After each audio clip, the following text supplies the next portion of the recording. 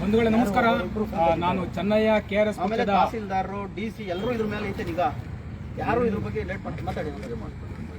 SC/ST ಘಟಕದ ರಾಜ್ಯ ಕಾರ್ಯದರ್ಶಿ. ಸೊ ಇವತ್ತು ನಾವು ತುಮಕೂರು ಜಿಲ್ಲೆ, ಇದು ತುಮಕೂರು ತಾಲೂಕಿನ ಹೆಬ್ಬೂರು ಗ್ರಾಮದಲ್ಲಿ ನಾವಿಲ್ಲಿದ್ದೀವಿ. ಸೊ ಒಂದಷ್ಟು ಪರಿಶಿಷ್ಟ ಪಂಗಡ ಜನಾಂಗಕ್ಕೆ, ಹಿಂದುಳಿದ ಜನಾಂಗಕ್ಕೆ ಯಾವ ರೀತಿಯಲ್ಲಿ ಒಂದಷ್ಟು ಜನ ಅನ್ಯಾಯ, ಮೋಸ, ವಂಚನೆ ಮಾಡ್ತಾರೆ. ಒಂದು ಲೇಔಟ್ ವಿಚಾರವಾಗಿ, ಜಮೀನು ವಿಚಾರವಾಗಿ ಎಷ್ಟೊಂದು ಹಗರಣ ಮಾಡ್ಕೊಂಡು ನಕಲಿ ದಾಖಲೆಗಳನ್ನೇ ಸೃಷ್ಟಿಕೊಂಡು ಇವರು ಇಷ್ಟೊಂದು ಈ ಮಟ್ಟಕ್ಕೆ ಬಂದು ನಿಂತ್ಕೋತಾರೆ ಅಂತ. ಇವತ್ತು ಕಾನೂನು ವ್ಯವಸ್ಥೆ ಯಾವ ತರ ಇದೆ, ಮತ್ತೆ ಸಂಬಂಧಪಟ್ಟ ಅಧಿಕಾರಿಗಳು ಏನ್ ಮಾಡ್ತಿದ್ದಾರೆ, ಇದ್ರ ಬಗ್ಗೆ ಯಾಕೆ ಸೂಕ್ತವಾದ ಕ್ರಮ ತಗೊಂತಿಲ್ಲ ಅನ್ನೋದ ನಾನು ಇದ್ರ ಬಗ್ಗೆ ಒಂದಷ್ಟು ವಿಚಾರ ನಾನು ಈ ಲೈವ್ ಅಲ್ಲಿ ನಾನು ತಿಳಿಸ್ತೀನಿ. ಇದಕ್ಕೂ ಮುಂಚೆ ನಮ್ಮ ಜೊತೆ ತುಮಕೂರು ಜಿಲ್ಲೆಯ KRS ಪಕ್ಷದ ಜಿಲ್ಲಾಧ್ಯಕ್ಷರಾದ ಶ್ರೀನಿವಾಸ ಮತ್ತೆ ಬೈರೇಶ್ ಅವರಿದ್ದಾರೆ, ಮತ್ತೆ ತುಮಕೂರು ತಾಲೂಕಿನ ಅಧ್ಯಕ್ಷರಾದ ಗೋವಿಂದರಾಜ್ ಅವರು ಇದ್ದಾರೆ, ಮತ್ತೆ ನಮ್ಮ ಕುಣಿಗಲ್ ತಾಲೂಕಿನ SC/ST ಘಟಕದ ಅಧ್ಯಕ್ಷರಾದ ಶ್ರೀನಿವಾಸ್ ಅವರಿದ್ದಾರೆ. ಸೊ ಇವತ್ತು ನಾವಿಲ್ಲಿ ಬಂದಿದ್ದೀವಿ ಯಾಕೆಂದ್ರೆ ಜಾತಿ, ಜನಾಂಗ ಯಾವ ರೀತಿ ಇಷ್ಟೆಲ್ಲ ಅನ್ಯಾಯ, ಅಕ್ರಮ ಮಾಡ್ತಾರೆ ಒಂದು ಹಿಂದುಳಿದ ಸಮುದಾಯಕ್ಕೆ ಅನ್ನೋದ ಇದೊಂದು ಉದಾಹರಣೆಯಾಗಿ ನಾವು ಇಡೀ ರಾಜ್ಯದ ಜನತೆ ನೋಡಬೇಕು. ಯಾಕಂದ್ರೆ ಯಾವುದೋ ದಾಖಲೆಗಳು ಇಲ್ಲದೆ ಇವರು ದಾಖಲೆಗಳನ್ನ ನಿರ್ಮಿಸಿಕೊಂಡು ಯಾವ್ಯಾವ ರೀತಿ ಅನ್ಯಾಯ, ಮೋಸ, ವಂಚನೆ ಮಾಡ್ತಾರೆ ಅನ್ನೋದ ಇದೊಂದು ನಿದರ್ಶನ. ಸೊ ಅವ್ರನ್ನ ನಾನು ಮಾತಾಡ್ತೀನಿ. ಯಾಕೆಂದ್ರೆ ಇಲ್ಲಿ ವಾರಸ್ದಾರರು ಮುಂದೆ ಮೊದಲಿಂದ ತೋಟಿನಾಮ್ ಸ್ವತ್ತು ಇದು, ಈ ತೋಟಿನಾಮ್ ಸ್ವತ್ತಿಗೆ ವಾರಸ್ದಾರು. ನಾನು ಅವ್ರನ್ನ ಮಾತಾಡ್ತೀನಿ. ನಮಸ್ಕಾರ, ತಮ್ಮ ಹೆಸರು ಸರ್? ಗೋವಿಂದರಾಜ್ ಅಂತ. ನಿಮ್ಗೆ ಯಾವಾಗ ಮೂಲತಃ ಇದು ಕೋಟಿ ನಮ್ ಲ್ಯಾಂಡ್, ಸುಮಾರು ಲ್ಯಾಂಡ್ ಇದೆ. ಇದ್ರ ಪೈಕಿ ಸರ್ವೆ ನಂಬರ್ 137ರಲ್ಲಿ ಕೆಂಪನರಸಯ್ಯ ಸಣ್ಣ ಕೆಂಪಯ್ಯ ಅಂತ ಒಂದು ಲ್ಯಾಂಡ್ ಬರುತ್ತೆ. ಇದು RRIL ಎಲ್ಲ ನಕಲು ಮಾಡಿರ್ತಾರೆ. RRIL ನಕಲು ಮಾಡಿ ಇವರು ಫೋರ್ಜರಿ ಖಾತೆ ಮಾಡಿ ರೆಕಾರ್ಡ್ ಸೃಷ್ಟಿ ಮಾಡ್ಕೊಂಡಿದ್ದಾರೆ. ಈ ವಿಚಾರವಾಗಿ ನಾನು ತಹಸೀಲ್ದಾರ್ ಮತ್ತೆ AC DC ಅವರಿಗೆ ಆಲ್ರೆಡಿ ಮನವಿ ಕೊಟ್ಟಿದ್ದೀವಿ. ಅವ್ರಿಗೆ ಉಲ್ಲೇಖ ಏನದೆ, ಇತ್ಯರ್ಥ ಆಗೋವರೆಗೂ ಡೆವಲಪ್ ಮಾಡಬಾರ್ದು ಜಮೀನು ಅನ್ನೋದು ಒಂದು ಉಲ್ಲೇಖ ಇದೆ. 1944 ಭೂ ಕಂದಾಯ ನಿಯಮಾವಳಿಯನ್ನು ಮೀರಿ, ಕೃಷಿ ಜಮೀನನ್ನು ಮೀರಿ ಇವರು ಕಂದಾಯ ಸಚಿವರಲ್ಲಿ, ಕಂದಾಯ ಇಲಾಖೆ ಅಧಿಕಾರಿಗಳು ಪೂರಾ ಶಾಮೀಲಾಗಿದ್ದಾರೆ ಅನ್ನೋದು ನನ್ನ ಪೂರ್ವಕರ ಮಾಹಿತಿ ಇದೆ. ಅದು ಬೇರೆ ವಿಚಾರ, ಏನಾದರೂ ಆಗಿರಲಿ. ಆದರೆ DC ಅವರ ಆದೇಶ ಏನಿದೆ, ತಹಸೀಲ್ದಾರ್ ಆದೇಶ ಏನಿದೆ, ಅದನ್ನು ಧಿಕ್ಕರಿಸಿ ಇವರು ಕೆಲಸ ಮಾಡ್ತಾ ಇದ್ದಾರೆ. ಬಟ್ ಅವರು ಏನು ಆದೇಶ ಬರೋವರೆಗೂ ಇದನ್ನು ನಿಲ್ಲಿಸಬೇಕು. ಇಲ್ಲ DC ಅವರು ಪರವಾನಗಿ ಆದ್ರೆ ಆಮೇಲೆ ಇವ್ರು ಯಥಾವತ್ತು ಕೆಲಸ ಮಾಡ್ಕೊಳ್ಳಿ, ತೊಂದರೆ ಇಲ್ಲ. ಈ ಜಮೀನು ಯಾರ್ದು ಏನು ಅಂತ ಅವ್ರು ಪರ್ಮಿಷನ್ ಕೊಡಬೇಕು. ಮೂಲ 157 ಯಾರು ಮಂಜೂರಾಗಿದೆ, ಮೂಲಕರ್ತ ಪರಿಶೀಲನೆ ಆಗಿಲ್ಲ. ಇದು ಮೂಲಕರ್ತ ಪರಿಶೀಲನೆ ಮಾಡ್ದಂಗೆ RRIL ನಕಲು ಮಾಡಿ ಇವ್ರು ಖಾತೆ ಮಾಡಿಸ್ಕೊಂಡು ಆಲ್ರೆಡಿ ಇವರು ಲೇಔಟ್ ನಮ್ದು ಅಂತ ಲೇಔಟ್ ಪರಿವರ್ತನೆಗೆ ಹಾಕೊಂಡಿದ್ದಾರೆ. ಯಾರು ಮಾಡ್ತಾ ಇದ್ದಾರೆ ಇದು? ಇವು DB ಡೆವಲಪರ್ಸ್ ಅಂತ. ಅವ್ರ ಹೆಸರು ಗೊತ್ತಿಲ್ಲ ನನಗೆ, ಯಾರು ಅಂತ ಗೊತ್ತಿಲ್ಲ, ನನಗೆ ಗೊತ್ತಿಲ್ಲ ಏನಂತ ಯಾರು ರಾಜಾರೋಷ ಮಾಡ್ತಾ ಇದ್ದಾರೆ. ನಮಗೆ ಗೊತ್ತಿಲ್ಲ ಅಂತಾರೆ. ಇಲ್ಲಿ ಪಾಪ ಕೂಲಿಯವ್ರನ್ನ ಕೇಳಿದ್ರೆ ಕೂಲಿಯವರು ನಮ್ಮ ಹತ್ರ ಅವ್ರೇನು ಮಾತುಕತೆ ಇಲ್ಲ.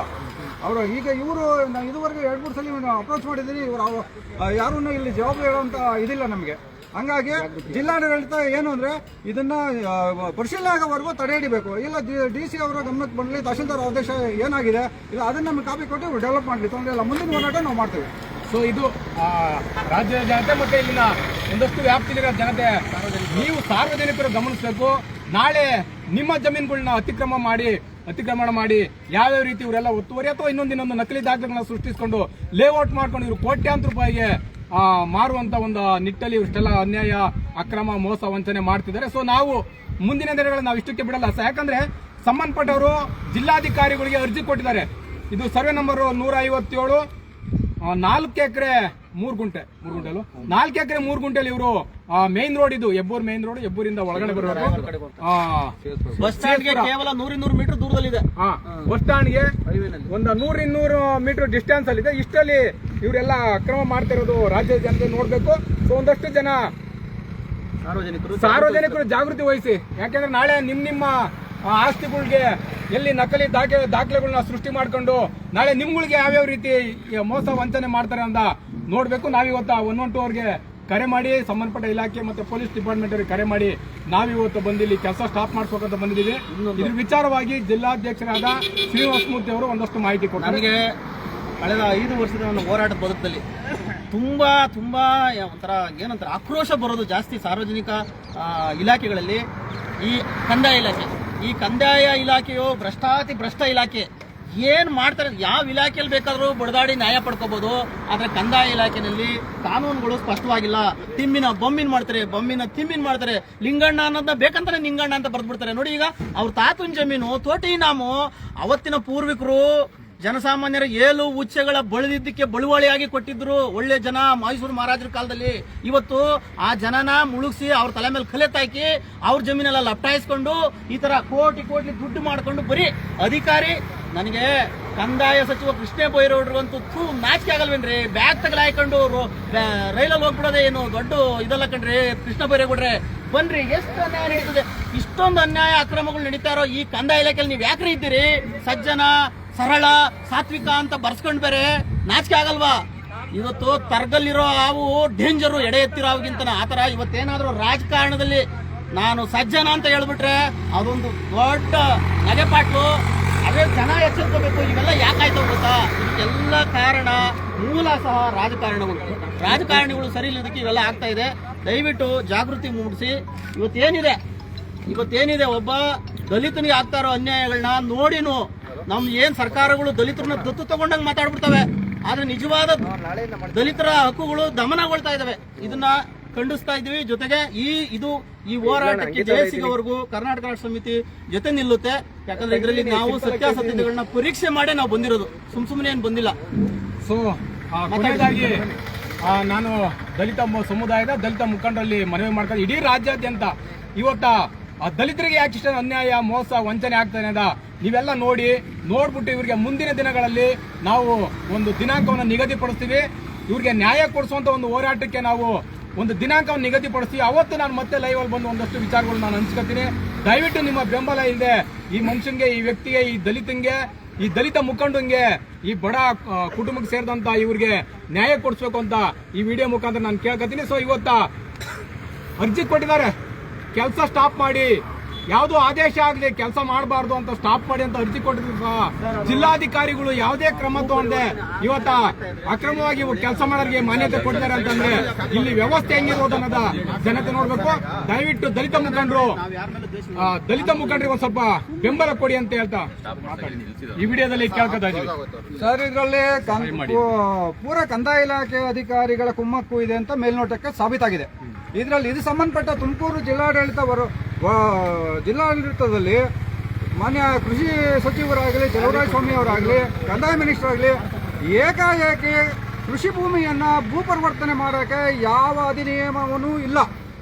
ಪರಿವರ್ತನೆ ಮಾಡೋಕ್ಕೆ ಬರಲ್ಲ. ಅದು ಇಡೀ ಬಿಟ್ಟು ಪಡಿ ಹಂಚುವ ರೈತನಿಗೆ ಇವತ್ತು ದೋಖ ಆಗ್ತಾ ಇದೆ ಅಂದರೆ ಇದನ್ನ ಸಾರ್ವಜನಿಕರು ನೋಡಬೇಕು.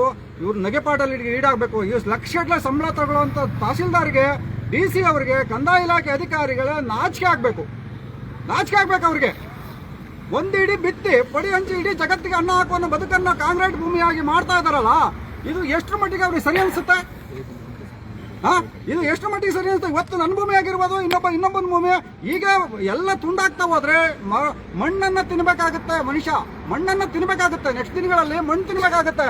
ಇವರು ಭೂಮಾಫಿಯಾದ ಇದಕ್ಕೆ ಸಿಲುಕಿ ಯಾವಂತ ದುಡ್ಡು ಮಾಡಿ ಎಲ್ಲ ತಲೆ ಹೊಡೆದು ತಂದಾಕಿ ಇವತ್ತು ಯಾರಿಗೋ ಮಾರಿ ಹೊಟ್ಟೋಗ್ತಾನೆ.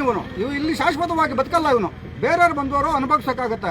ಮೂಲ ಇನಾಮ್ ಜಮೀನುಗಳಿಗಾಗಲಿ, ತೋಟಿ ಇನಾಮು, ತಳವಾರಿಕೆ, ನೀರ್ಗಂಟಿ ಈ ತರ ಜಮೀನುಗಳನ್ನ ಹುಡುಕಿ ರಿಯಲ್ ಎಸ್ಟೇಟ್ ಮಾಫಿಯಾದವರು ಈ ಲೆವೆಲ್ ತಂದಿರ್ತಾರೆ ಅಂದ್ರೆ ಇನ್ನು ಜಿಲ್ಲಾಡಳಿತ, ಕಂದಾಯ ಇಲಾಖೆ ಯಾವ ಮಟ್ಟಿಗೆ ಕುಮ್ಮಕ್ಕಿರ್ಬೋದು.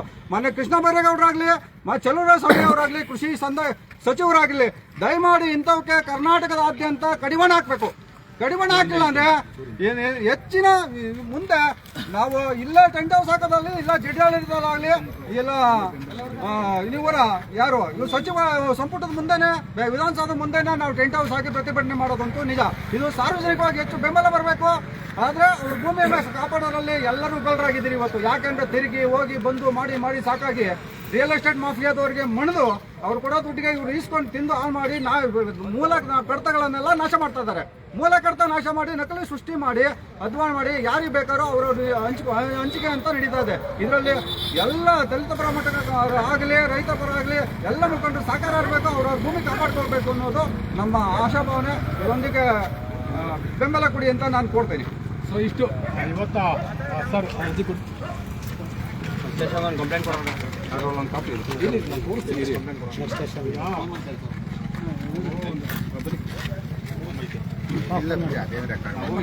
ಇವಾಗ ನೀನು ಫೋನ್ ಮಾಡಿ ಇರೋ ಧೈರ್ಯಶ್ವನ್ ಕೈ ಮಾಡ್ತೀನಿ ಮಾಡಿಸಿ ಗೋವಿಂದರಾಜ್ ಒಂದು ಸ್ಟೇಷನ್ ನಾನು ಕಂಪ್ಲೇಂಟ್ ತೀರ್ಮಾನವರೆಗೂ ಯಾರು ಸ್ಥಳೀಯ ಆಡಳಿತ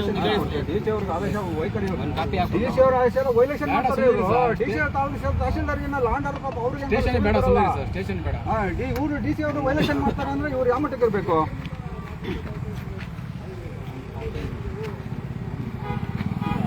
ಸ್ಟಾಪ್ ಮಾಡಕ್ಕೆ ಹೇಳಿದ್ರೆ ಕೆಲಸ ಸ್ಟಾಪ್ ಸರ್ ತೀರ್ಮಾನ ಆಗೋವರೆಗೂ ಯಾವುದೇ ಕಾರ್ಯಚಟುವಟಿಕೆ ನಡಿಬಾರ್ದಿಲ್ಲ. ಸರ್ ಹೇಳ್ಬಿಟ್ಟಿದ್ದೀನಿ ಅವನಿಗೆ. ತಿರ್ಗಾ ನೈಟ್ ಮಾಡೋದು ಬೇಕಂತ ಇದು ಮಾಡೋದು ಮಾಡಿದ್ರ ಆಮೇಲೆ ಎಲ್ಲ ನಾನು ಲಾರಿ ತಂದು ಗೊಬ್ಬರ ತುಂಬಿಕೊಡೈತಿ ಆಮೇಲೆ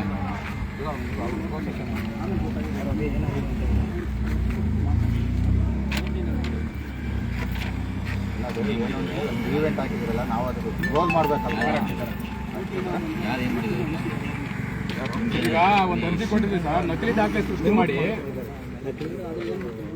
ಸರ್ ಮುನ್ನೆಚ್ಚರಿಕೆ ತಗೊಂಡು ನಾವು ಪೊಲೀಸರಿಗೆ ತಮ್ಮ ಸಹಯೋಗದಲ್ಲಿ ಇರಬೇಕು ಅಂತ ನಾವು ಕಂಪ್ಲೇಂಟ್ ತೊಗೊಂಡಿದ್ದೀವಿ ಸರ್. ಸಹಯೋಗ ತೊಗೊಂಡು ನಾವು ಮಾಡಿರೋದು. ಲೇಔಟ್ ಮಾಡ್ತಿದ್ದಾರೆ. ಗಾಡಿ ಡ್ರೈವರ್ ಯಾರು ಆಮೇಲೆ ಸರ್ಕಾರಿ ಆದೇಶನ ಧಿಕ್ಕರಿಸಿದ್ದಾರೆ ಅವರು. ಊಟ ಮಾಡಿಲ್ಲ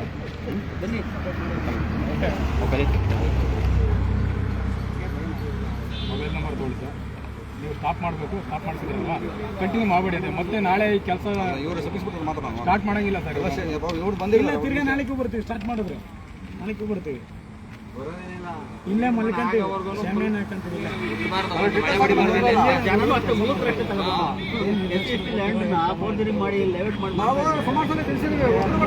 ಇಷ್ಟು ಇವತ್ತ ನಾನು ಈ ವಿಡಿಯೋ ಎಂಡ್ ಮಾಡ್ತಾನೆ. ಏನೇ ಆಗಲಿ ದಲಿತರಿಗೆ, ಅಲ್ಪಸಂಖ್ಯಾತರಿಗೆ ಮತ್ತೆ ಪರಿಶಿಷ್ಟ ಪಂಗಡ ಬೆಳೆದಂತ ಜನಸಮೂಹಕ್ಕೆ ಅನ್ಯಾಯ ಆಗಬಾರ್ದು ಅನ್ನೋದೇ KRS ಪಕ್ಷದ ಉದ್ದೇಶ ಆಗಿರೋದ್ರಿಂದ ಆಶಯ. ಸಾರ್ವಜನಿಕರು ಅಷ್ಟೇನೆ ನೋಡಿ, ಇದು SC/ST ಲ್ಯಾಂಡು, ಇದು 100% SC/ST ಲ್ಯಾಂಡು. ಸುಮ್ಮನೆ ಯಾವುದೋ ಫೋರ್ಜರಿ ಡಾಕ್ಯುಮೆಂಟ್ ನೋಡಿ ಲಾಯರ್ಗಳು ಹೇಳಿದ್ರು, ಯಾರೋ ನಮ್ಮವ್ರು ಹೇಳಿದ್ರು, ನಮ್ಮ ರಿಲೇಷನ್ ಹೇಳಿದ್ರು ಅಂತ ತಗೊಂಡು ಮತ್ತೆ ಕಾನೂನಿನ ಚೌಕಟ್ಟಿನಲ್ಲಿ ಕಾನೂನಿನ ಒಳ ಸುಳಿಗಳು ತಗ್ಲಾಕಬೇಡಿ.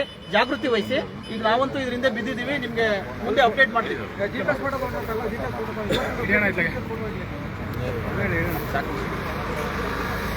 ಇಷ್ಟ ಹೇಳ್ತಾ ಈ ವಿಡಿಯೋ ಎಂಡ್ ಮಾಡ್ತಾ ಇದ್ದೀನಿ. ನಮಸ್ಕಾರ. ಸಾರ್ವಜನಿಕರು ಜಾಗೃತರಾಗಿ KRS ಪಕ್ಷಕ್ಕೆ ಬೆಂಬಲ ಕೊಡಿ. ಮುಂದಿನ ದಿನಗಳಲ್ಲಿ ಒಳ್ಳೊಳ್ಳೆ ಕೆಲಸಗಳ ಮಾಡ್ಕೊಂಡು ಹೋಗ್ತಾ ಇದೀವಿ. ನಮಸ್ಕಾರ.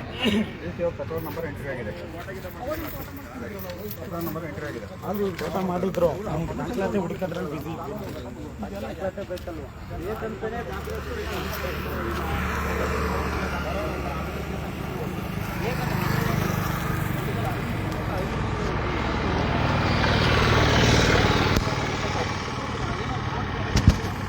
ಬೇರೆ